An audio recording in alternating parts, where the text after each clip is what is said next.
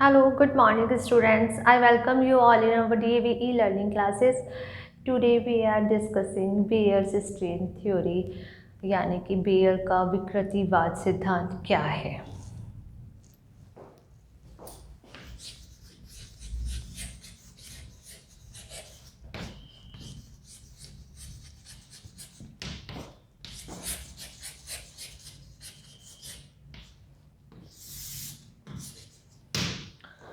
Bears strain theory जो है cyclic compounds के लिए दी गई और साइक्लोएल्केन में हम लोग इसको इसीलिए पढ़ रहे हैं क्योंकि स्ट्रेन जो है साइक्लिक रिंग में होता है। अब साइक्लिक रिंग में स्ट्रेन क्यों आता है, तो इसके लिए बेयर ने ये बोला। बेयर जो थे एक जर्मन साइंटिस्ट थे, 1885 में इन्होंने ये अपनी थ्योरी प्रपोज की थी। अब इस थ्योरी के अकॉर्डिंग जो साइक्लिक कंपाउंड जो होते हैं वो एक प्लेन में रहते हैं, और अगर हम बात करें नॉन साइक्लिक यानी एसाइक्लिक कंपाउंड की, तो वहाँ पर अगर हम बोल रहे हैं कार्बन का हाइब्रिडाइजेशन sp3 है तो बॉन्ड एंगल 109 डिग्री 28 मिनट होता है। लेकिन जब कार्बन साइक्लिक स्ट्रक्चर के अंदर कन्वर्ट हो जाता है तो बॉन्ड एंगल कुछ चेंज हो जाता है।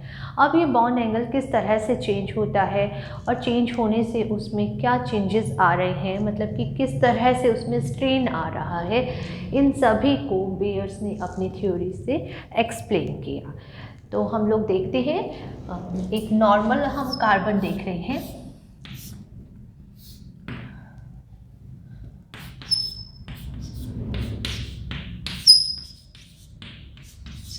ये मैंने एक नॉर्मल प्रोपेन लिया है।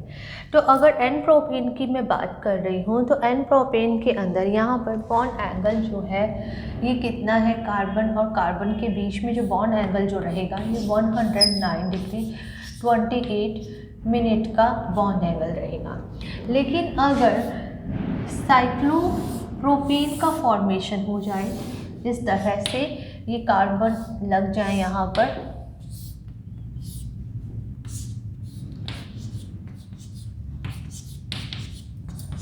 तो आप देख रहे हैं कि ये जो कार्बन जो है यहाँ पे बीच वाले कार्बन जो है ये कार्बन भी sp3 हाइब्रिडाइज में है। लेकिन यहाँ पर बॉन्ड एंगल 109 डिग्री था, अब बॉन्ड एंगल रिड्यूस हो गया है, रिड्यूस होकर के 60 डिग्री हो गया है। इसका मतलब ये है कि यहाँ पर ये स्ट्रक्चर जो बनी है ये बहुत ही स्ट्रेन वाले स्ट्रक्चर है। इस स्ट्रक्चर में बहुत ज़्यादा तनाव है, और जब कि किसी भी रिंग में जब इस तरह का स्ट्रेन होता है तो वो रिंग हाईली अनस्टेबल होती है और वो टूट जाती है। तो इसीलिए ऐसे स्ट्रेन को एंगल स्ट्रेन कहते हैं। और एंगल स्ट्रेन को कैलकुलेट करने के लिए बेयर्स ने एक फॉर्मूला दिया।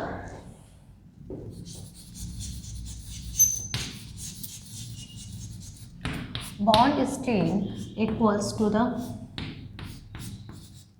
half, and it is the 109 degrees minus distortion. And what is the distortion? Distortion is given by the 2n minus 2 divided by 2 multiplied by 90 degree and where is the n equals to the number of carbon atoms in a ring. किसी भी ring में जितने भी carbon परमाणुओं की संख्या है वो स्मॉल n है। And what is the d equals to the distortion, कि कितनी उसके अंदर विकृति आ गई है, तो उसे किससे दिया जाएगा, उसे डिस्टॉर्शन से दिया जाएगा। ठीक है, तो ये बेयर्स स्ट्रेन थ्योरी का एक इम्पॉर्टेंट फॉर्मूला है, आप लोग नोट कीजिए इसको, फिर हम डिस्कस करते हैं।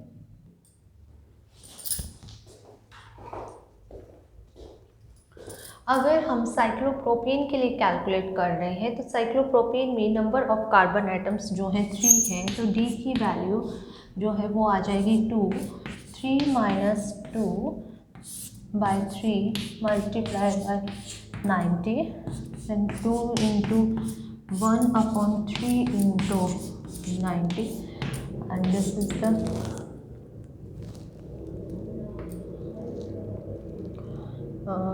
ये आ जाएगा आपका 3 3 and 3 2 that is the 60 degree. And bond strand को अगर मैं डेल्टा से अगर लिखती हूँ तो बॉन्ड स्ट्रैंड की वैल्यू डेल्टा इक्वल्स टू, जब डी की वैल्यू मैं यहाँ पर इसमें फिल कर दूँगी तो डी की वैल्यू रखने पर मेरे पास में जो आंसर आएगा वो आएगा 24 डिग्री 44 मिनट। यानी कि यहाँ पर जो बॉन्ड एंगल स्ट्रेंथ जो है डेल्टा जो है वो कितना है, दैट इज़ 24 डिग्री 44 मिनट है। ठीक है, अब 24 डिग्री 44 मिनट का यहाँ पर क्या मतलब है, इसका मतलब है कि अगर ये इस तरह से मेरे पास में कोई कार्बन था जिसका कि sp3 हाइब्रिडाइजेशन था इस तरह से, तो यहाँ वाला बॉन्ड एंगल कितना था 109 डिग्री 28 मिनट था। लेकिन अगर ये साइक्लोप्रोपेन में कन्वर्ट हो जाता है तो यहाँ पर जो डिस्टॉर्शन या मैं कह रही हूँ कि एंगल स्ट्रेन जो आया वो एंगल स्ट्रेन इतना आया है कि यहाँ से इसकी वैल्यू जो है वो 24 डिग्री 44 मिनट जो है वो कम हो गई है। ठीक इसी तरह से ये कितना हो गया 24 डिग्री 44 मिनट कम हो गया, क्योंकि अब यहाँ पर ये बॉन्ड एंगल जो है ये बॉन्ड एंगल 60 डिग्री हो गया। ये हम किसके लिए डायग्राम की बात कर रहे हैं, इस लाइन को हम बनाते हैं इस येलो लाइन से। ये येलो लाइन जो है ये बता रही है ये साइक्लोप्रोपेन की अंदर कार्बन के बीच में जो बॉन्ड बन रहे हैं उस बॉन्ड का एंगल जो है वो कितना है 60 डिग्री है। और अगर हम नॉर्मल प्रोपेन की बात कर रहे थे तो वहाँ पर जो कार्बन का जो बॉन्ड एंगल जो था वो कितना था 109 डिग्री 28 मिनट था। तो अब ये बॉन्ड एंगल क्या हो गया, कम हो गया है। तो इसको कम होने की वजह से यहाँ पर जो बॉन्ड स्ट्रेन जो आ रहा है, जो कि बेयर ने फॉर्मूला दिया है उसे जब हमने कैलकुलेट किया वो कितना है 24 डिग्री 44 मिनट आया। और एग्जैक्टली फिर इस तरह से इस थ्योरी को सही पाया गया बट फॉर साइक्लोप्रोपेन। ठीक है, अब साइक्लोब्यूटेन में किस तरह से कैलकुलेशन होती है देखते हैं।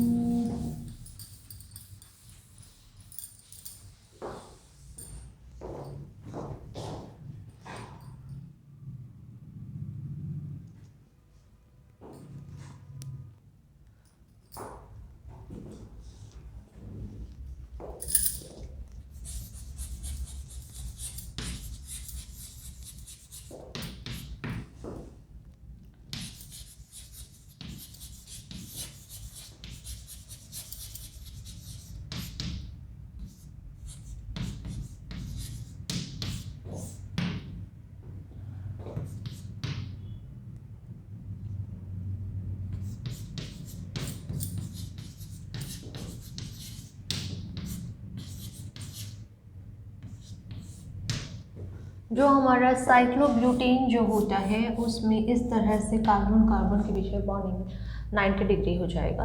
तो 90 डिग्री से जब हम इसकी कैलकुलेशन करेंगे तो हमारे पास में साइक्लोब्यूटेन के लिए बॉन्ड स्ट्रेन आता है 9 डिग्री 44 मिनट का आता है। ठीक है, इसी तरह से हम अगर bond strain for cyclopentane calculate कर रहे हैं तो ये हमारे पास में आएगा हाफ 109 डिग्री 28 मिनट माइनस हमारे पास में साइक्लोपेंटेन के लिए बॉन्ड एंगल हो जाएगा 108 डिग्री।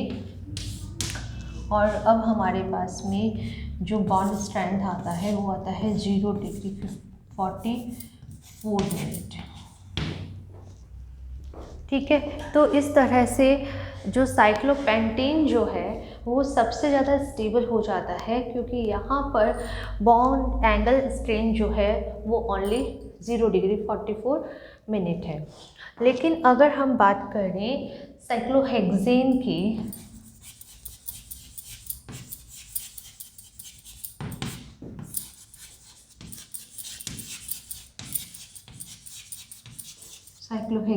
तो यहाँ पर डेल्टा इक्वल्स टू हो जाएगा हाफ 109 डिग्री 28 मिनट माइनस हमारे पास में 120 डिग्री एंगल होता है साइक्लोहेक्सेन के लिए, और यहाँ पर बॉन्ड एंगल आता है हमारे पास में माइनस, जो एंगल स्ट्रेन जो है वो आता है -5 डिग्री 16 मिनट का। ठीक है, और अगर इसी तरह से हम बॉन्ड एंगल स्ट्रेन कैलकुलेट करते हैं साइक्लोहेप्टेन के लिए, तो साइक्लोहेप्टेन के लिए ये आएगा 1/2 109 डिग्री 28 मिनट और माइनस, अब बॉन्ड एंगल हो जाएगा 128 डिग्री, तो ये बॉन्ड स्ट्रेन जो है ये आएगा -9 डिग्री एंड 33 मिनट के आसपास आता है।